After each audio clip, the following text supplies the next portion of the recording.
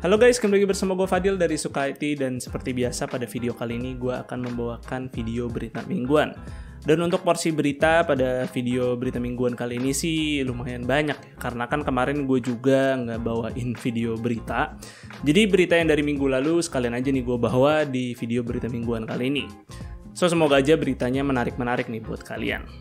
Oke, kita langsung aja ke berita pertama, yaitu mengenai SSD PCIe Gen 5. Nah, kita kan udah melihat ya perilisan CPU Intel Alder Lake, di situ kan membawa dukungan protokol PCIe Gen 5. Tapi sampai saat ini pun storage SSD NVMe Gen 5 belum diperlihatkan nih untuk pasar kelas konsumer. Nah, mungkin hal tersebut bisa tercapai setelah Phison, yaitu merupakan perusahaan yang membuat storage controller, itu merilis sebuah controller terbaru untuk mendukung storage PCIe Gen 5 untuk kelas konsumer. Jadi pada acara Computex 2022 kemarin, mereka bekerja sama dengan AMD untuk sebagai penyedia platform dan juga Micron sebagai pembuat chip storage-nya. Nah, di situ mereka mendemokan sebuah storage SSD NVMe Gen 5 yang mampu berjalan di 12 GB per second. Nah, demonya ini menggunakan platformnya AMD AM5. Nah, jadi kalau dilihat sih memang sequential rate-nya ini meningkat cukup drastis ya dibandingkan SSD NVMe Gen 4 yang tercepat aja bisa paling cuma nyampe di 7 GB per second aja. Speed ini mampu diraih karena controller buatan Phison ini disematkan 2 buah CPU ARM Cortex R5 bersamaan dengan 3 buah proprietary coprocessor, dan keduanya ini diproses menggunakan fabrikasi 12 nanometer TSMC. Nah, tapi di sini sayangnya teknologi ini terlihat masih belum sempurna ya, karena performa random read QD satunya ini hanya mampu menghasilkan 16.000 input-output operation per second saja. Sedangkan jika dibandingkan dengan SSD NVMe Gen 4 saat ini seperti Samsung 980 Pro, itu bisa menghasilkan hingga 22.000. Tentunya ini masih bisa ditingkatkan lagi ketika firmware-nya semakin mature, lagi pula ini kan juga masih sebatas demo, jadi membuka peluang lah untuk peningkatan teknologinya nanti akan seperti apa ketika final product-nya rilis. Tapi satu hal yang pasti di sini nantinya NVMe Gen 5 ini akan menggunakan form factor terbaru, yaitu M.2 2580. Jadi di sini ukurannya sedikit lebih lebar jika dibandingkan M.2 saat ini, dan tentunya tidak bisa tuh dipasangkan menggunakan slot M.2 yang eksis saat ini karena tentunya ukurannya kan berbeda ya.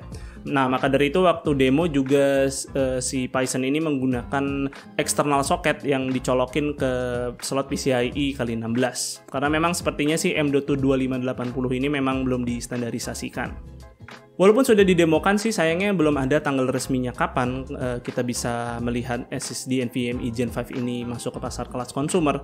Tapi mungkin sih bisa gue ekspektasikan mungkin nanti akan datang setelah gak lama ya, setelah AMD merilis platform AM5 mereka, karena di sini kan mereka berdua bekerja sama. Oke, kita lanjut ke berita selanjutnya, yaitu mengenai RAM DDR5. Nah, kalau bicara soal RAM DDR5 pasti banyak yang enggan ya untuk upgrade ke RAM dengan teknologi terbaru ini, karena ya kita tahu harganya masih jauh terpaut lebih mahal dari RAM DDR4. Nah, mungkin hal tersebut di masa depan akan segera berubah karena salah satu retailer dari Eropa menunjukkan data di mana salah satu produk RAM DDR5 berkapasitas 32 GB itu dari waktu ke waktu harganya ternyata makin turun. Nah, jadi dari data tersebut diperlihatkan kalau awalnya RAM ini dijual dengan harga 400 euro lebih, dan dari waktu ke waktu malah semakin turun dan harga terendahnya pun bisa ada di 154 euro atau setara dengan 2,4 jutaan. Nah, malah jika dibandingkan dengan penurunan harga RAM DDR4, RAM DDR5 ini malah jauh menurun lebih signifikan. Ini menandakan produksi RAM DDR5 sepertinya semakin meningkat ya, dan karena platform DDR5 juga saat ini kan baru hanya dari Intel saja, membuat harganya semakin murah karena memang kan belum banyak penggunanya, sehingga mungkin mulai menyebabkan oversupply. Walaupun sih gue lihat di Indonesia ini kayaknya di marketplace belum ada tanda-tanda penurunan harga, tapi cepat atau lambat sih kayaknya mungkin akan terjadi juga sih. Tentunya ini kabar yang sangat baik, khususnya bagi para calon pengguna CPU next gen nih, khususnya seperti platform AMD AM5 yang katanya kan hanya mendukung memori DDR5 saja. Nah, dengan penurunan RAM DDR5 ini tentu nanti kita bisa rakit platform tersebut dengan harga yang mungkin sedikit lebih murah lagi. Dan mungkin tinggal menunggu beberapa tahun saja sampai RAM DDR5 ini menjadi mainstream dan bisa dinikmati oleh semua kalangan. Oke, kita beralih ke berita selanjutnya ngomongin soal GPU RDNA 2 AMD. Kayaknya sih semenjak AMD ini merilis GPU dengan mikroarsitektur yang satu ini, kayaknya sih mereka ambisius banget ya untuk merilis terus GPU varian baru baik itu pada platform desktop maupun mobile-nya. Nah, kali ini kayaknya sih setelah 2 tahun perilisannya, dan AMD sepertinya masih cukup antusias untuk merilis GPU varian baru dari RDNA 2 ini. Dan di tahun 2022 ini bisa kita lihat ada 2 kali perilisan nih, seperti awalnya di bulan Januari kemarin itu kita bisa lihat RX 6500 XT dirilis untuk platform desktop. Kemudian di pertengahan tahun ini kita bisa melihat AMD merilis varian refresh RDNA 2 seperti RX 6650 XT, 6750 XT, dan juga 6950 XT. Nah, nggak selesai sampai situ, ternyata AMD masih mempersiapkan lagi nih satu varian baru untuk platform desktop, yaitu RX 6700 polos. Nah, bedanya apa nih dengan seri XT-nya yang udah rilis jauh lebih dahulu? Kalau dilihat sih secara spesifikasi, si RX 6700 polos ini akan mengalami pemangkasan pada sisi compute unit, stream processor, hingga jumlah bus width yang hanya 160 bit saja. Karena di sini akan menggunakan VRAM 10GB GDDR6. Chip yang digunakan pada RX 6700 polos ini sebenarnya sih nggak baru-baru banget ya, karena sebenarnya sebelumnya udah pernah digunakan pada GPU mobile yaitu RX 6700M. Nah, bedanya dengan varian mobile-nya, pada varian desktop ini AMD memberikan TDP yang lebih besar saja. Mungkin kehadiran GPU ini sebagai jawaban nih dari AMD terhadap GPU RTX 3060 Ti, karena memang secara kelas performa kan dari AMD nih belum ada nih GPU yang setara dengan GPU dari kubu hijau tersebut. Secara resmi sebenarnya AMD belum mengumumkan GPU ini, namun salah satu brand partnernya yaitu Sapphire sudah mengkonfirmasi kehadirannya. Nah, karena belum resmi diumumkan, hal seperti kapan rilisnya serta berapa MSRP-nya tentu masih belum diketahui. Tapi kalau udah dikonfirmasi begini sih kehadirannya, gue yakin nggak butuh waktu yang lama, dan mungkin di bulan Juni ini juga bakal rilis nih si RX 6700 polos. Dan apakah kalian tertarik dengan GPU yang satu ini atau mending beli GPU yang udah eksis cukup lama di pasaran? Tulis pendapat kalian di kolom komentar. Oke, kita lanjut ke berita selanjutnya yaitu mengenai CPU Intel. Kayaknya sih udah menjadi tradisi Intel untuk merilis soket terbaru setiap 2 generasi CPU. Dan mungkin pengecualian ya untuk LGA 775 dan juga LGA 1151 di mana Intel terlihat lumayan langgeng ya untuk memakai soket tersebut untuk beberapa generasi CPU.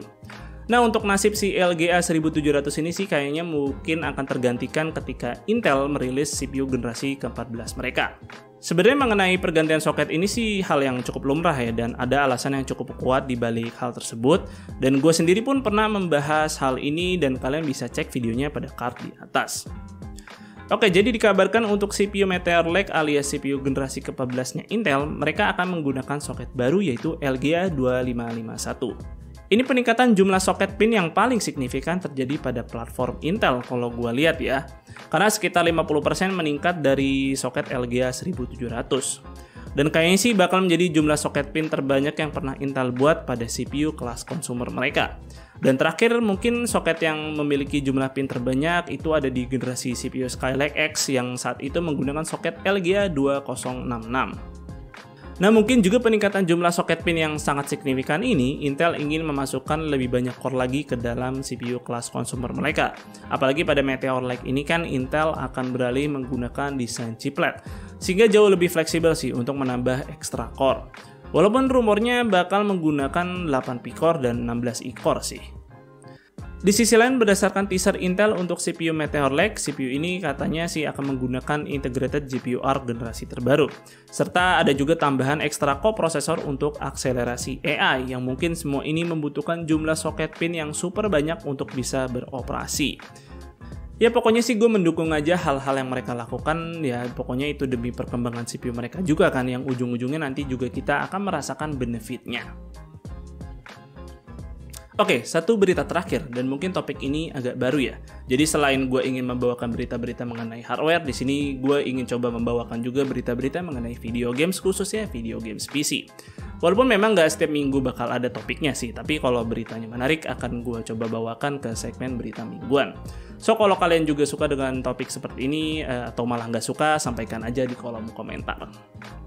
Oke, kita langsung masuk ke pembahasan utamanya aja nih. Jadi beberapa hari yang lalu PlayStation itu mengadakan sebuah event bernama State of Play.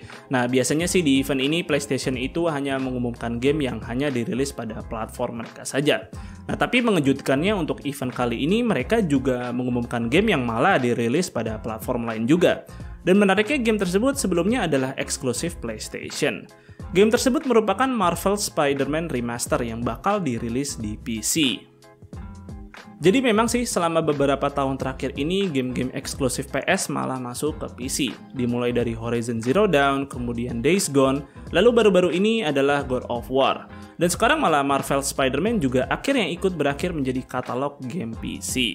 Dan yang bakal hadir di sini adalah versi remasternya, alias versi yang diperbagus lagi untuk PlayStation 5-nya, yang sempat dirilis pada tahun 2020 lalu, yang mana versi ini membawa peningkatan grafis seperti ray tracing.